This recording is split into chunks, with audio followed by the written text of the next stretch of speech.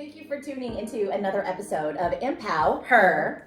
I am Cynthia Day. And I'm Maria Day. And together we own and operate a luxury residential and commercial real estate company called Trusted Results Realty Group. We're right here in Dallas-Fort Worth, Texas. We're also in Miami, Fort Lauderdale, Florida, and soon to be worldwide. And in a galaxy near you. What? So thank you for tuning into today's episode. You can find us on www.trustedresultsrealty.co, where you can find every episode of Empower Her on our website as well as on YouTube. And please make sure that you go to our Facebook page, Empower Her, as well. So today's episode is all about having it all. Yes, honey. And who better to educate us on this specific topic other than Miss Gina Echols. Yay! Thank you.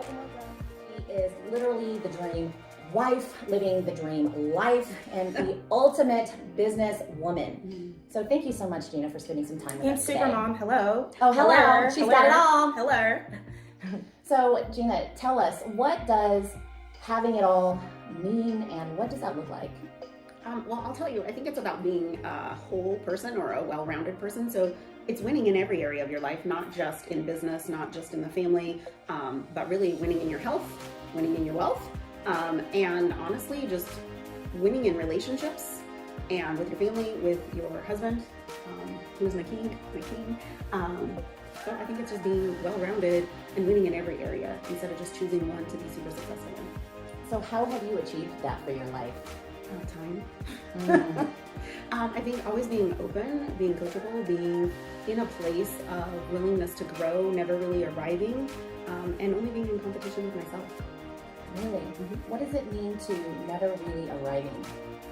Well, I think you can celebrate your victories along the way. Like, you're going to cross a finish line, but I think never really arriving is always staying open to what's next, what's possible, and believing for more than what you believed for, say, a year ago, 2 years ago, 3 years ago.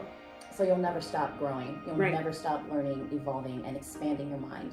Yeah, it's like, I was thinking about this the other day. Someone had asked me a question about, like, do you get tired of going to seminars, conventions, that kind of thing? Because you lead most of these things. And I'm like, no, I love going. And even if it's something I've taught on for years, I'm looking at every angle of what's happening. So I'm learning the content because it comes from a different source. And so their filter, but also I'm learning, like, wow, she stood over there and she put her hands like this. And like, I'm looking for all the minute details to make myself a better speaker or a better businesswoman or a better wife. I can go to church and watch someone interact with their child and I'm like, dang, right? It's not how they showed up in front of others in a way of like performance, but like I saw her correct her child in a way that was very loving and kind on the sidelines, and I want to show up that way, not the mom that's like, stop doing that. Yeah. Which, P.S. has happened. I mean, no, certainly not. So yeah. What was the pivot point for you? So like, before having the realization of having it all, what was the before that? What did that look like for you? And then what was the moment where you're like, let me do an about face? I would say, so my whole life I've been an entrepreneur. Like, we're talking hustling since like elementary school. Okay, so I feel like I've always known I was made for more. I always knew I was not going to go down the traditional path that most people go down. I don't know when that moment occurred to me, other than like I wanted something from 7-Eleven and my parents didn't have the money for me to have that thing, and so I was like, sweet, I'll go door to door and sell cookies that I did not own the stuff for, and I did not, like, I was like, we'll get the product later, let's get some money, I want to go to 7-Eleven. Yeah, exactly. So Enterprising. yeah, so that's where it started. And then I came home and my mother told me, no, we're not going to make a dozen cookies for $1 because it actually costs more than that to make it. And I was like, well, we have a problem because I sold 24 dozen. And she's like, I'm sure you did, and now you get to go back door to door and explain to each person that you made a mistake. And I was like, oh, save face. But it actually turned into one of my greatest blessings because, one, I learned to own my mistakes. I learned to talk to adults eyeball to eyeball. By the way, I was in 2nd grade. Wow. So you're 8? Wow. And so just walking through some of that. So I would say, one, I've grown up in this world of being an entrepreneur in that sense. But I think the pivotal moments for me, I started a fairly successful company when I was 21, and I worked that for 17 years. And then as I came into health coaching, it came out of a need. I personally had 2 aneurysms and almost died. And so I think when that happens, you get this realization that, whoa, life is fleeting, life is short. You only have one moment. And then I actually experienced an actual miracle. And in that miracle, I realized there is something greater, bigger that I am supposed to accomplish. And it starts with my health. And so I started to get my health in order and honestly accidentally started a company. And I think I'm no idiot. And when I see an opportunity, it makes sense. So to get paid to get healthy made sense to me. So I was like, sweet, I'm in. Let's do this. And so that's kind of how I happened into, I call it happening into this business. Don't believe anything happens on accident, but that's what I would say. That was my pivotal shift of like, wow. And then to recognize the vehicle that I stepped into, all the years of experience that I'd had through my other companies, this was like all a setup for these things. So all the failures, all the things that didn't quite go the way I wanted, all the successes, they were just setups. And I went to school to be a nutritionist, but never fully finished because I decided I wanted to be a mom. But then I started a company and then I was making more money than nutritionists made. So it never made sense to continue on. And so I look back and then fast forward and I'm like, wow, if I hadn't had that first love and then saw how to build a business and then I'm able to marry the two all these years later, look at how each step of the pathway unwound and brought me to where I am. What are your portfolio of pillars that you hold in your life? Like, okay, your health, your wealth, your relationships. What does your portfolio encompass? So I would say health for me, because what I realized when I almost died was without good health, it doesn't matter how successful you are or how much money you have, it's going to be a horrible life or you're not going to be here to enjoy it. So health became a huge priority to me. My spiritual life is a huge priority to me. My family, huge priority to me. I truly believe, while I love all the friends that I have, I truly believe at the end of my days, the people, my direct family, my children, my husband, that's who's going to be there. And so that's who I impact the most. That's who I lead, and who are going to make a difference in the world. I can directly impact them. So that's a huge deal to me. And from there, then it's business, adventure. We love adventure like no other. So, and then I love philanthropy, and I love being able to give and make a difference in the world. And I truly believe that the wealth that we have has come out of the abundance of the combination of all of those things. How did you crystallize your vision of those pillars? You know what I mean? Like, what were some how did you get to the point where like, you know what, I want this out of my philanthropy pillar? Like, how did you filter your philanthropy pillar, for example?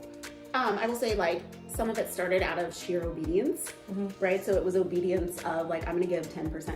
Yeah. And when I had little, I gave 10%. When I have a lot, I give 10%.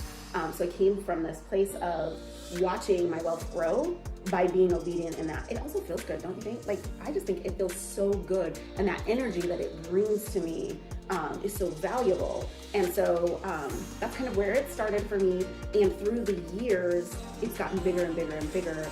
As you need less and less of your income, the easier it is to give and to bless and to watch others to change and grow. So every year we set out, like this time of year, the next 3 weeks, we will spend time just really meditating on like, where do we want to give in the next year? We're gonna give. Where do we want to give? What do we want that to look like? And then almost always it ends up being like throw up worthy giving. Like, oh, this is crazy. Like, that can't be possible. But sure enough, by the end of the year, we've created enough income. But that's how I work. That's what gets me excited, is giving and changing the world. And so like building wells and helping orphans and helping, widowed women and stay-at-home mamas and like single mamas. So like those are the things that get me excited. So then, and foster kids too is a really big one this year for us.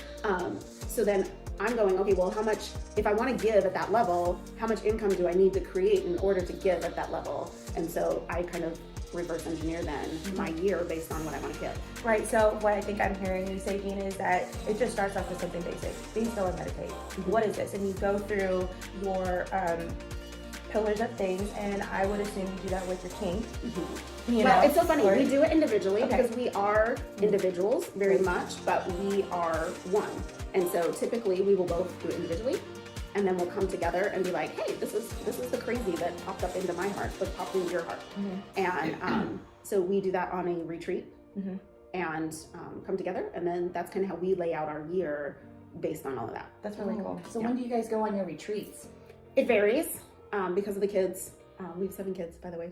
I love it. So it just depends on the seasons. Sometimes it's like we're gonna get away for 3 weeks upcoming. The kids are coming with us, and so we'll just steal away a weekend while they're hanging with their older sister and just sit down. Sometimes it's over coffee, and it's just a dream date where we're like, man, if we could do these things this year, it would be pretty epic. Wow. So, okay, in terms of having it all, so it starts with the root of the vision and like really committing and deciding together, like from internally in yourself, I'm going to commit to this. What about you, hubby? Okay, great, boom. Now, the journey on getting there. Talk about that. So talk about the things that you have to tell yourself to overcome obstacles in an adventure you've never experienced yourself. Like how do you prep yourself for a journey or a new level you've never achieved yourself? First of all, I feel like it's a leap of faith. Yeah. Almost always, for me, it's like I call it a leap from one frequency to the next. Yeah. Like I've been prepared at this one. I can autopilot here, and the minute I lose that creative buzz that comes from that, I know it's time to leap. And so, Elevation. I love this. so I would say one, I think I'm paying attention to that. I use energy. It might also be religious, and like you might say Jesus is telling me, or the Holy Spirit, or whatever. But I find like no matter what you want to call it, I feel like it's an energy. Like I can feel, and I just know. I am empathic, so that doesn't help. Right? Because it's like, oh no, change is coming. I can feel it. But I would say, him and I come together, we talk, and then we just roll. And I think it's also been years and years of tucking one victory on top of another victory on top of another, that we're at a place like I can't always figure it out. And I have other girlfriends that I lean into that really will help me to elevate to the next thing. But I would say definitely it comes from just doing. And I don't mean like a pushing through kind of doing. I just mean like sometimes it is out of obedience. Like, okay, my next step is this. Currently, we're building an incredible home, and it's mind-blowing to me. Like the details, the dollar amount, like all of it. And being in a place of allowance of like, hey, you've worked hard, you've built wealth, your wealth that you've generated is now could pay your bills. And that's really, where we wanted to be, was where we had our main stream of income, but then we have these other streams of income coming in. And so that would cover should anything ever happen to the mainstream, right? And so it's just that leap of like, okay, that's there in place. So now I'm in a place of allowance. As a queen, I need my castle. Of course. But I don't know until this year if I was open to that. Does that make sense? So this has been my big leap in this year, is like being in a place of allowance to allow in that I don't have to work hard for it. I already did. And that's a new place I'm sitting right now. So You don't have to work hard for it. You already did. Thank you so much for watching, you guys. Hey, Gina, can you tell our audience on where they can find you, what website and social media handles they can find you at? The best place to find me is on Facebook, Gina McIntosh Echols. I'm sure we could put a link in the chat. That's a lot to spell. Is that your business or? Yep, that's the best place to find me. Okay, cool. Awesome, guys. Thanks for watching another episode of Empower Her. Okay, bye, guys. Bye.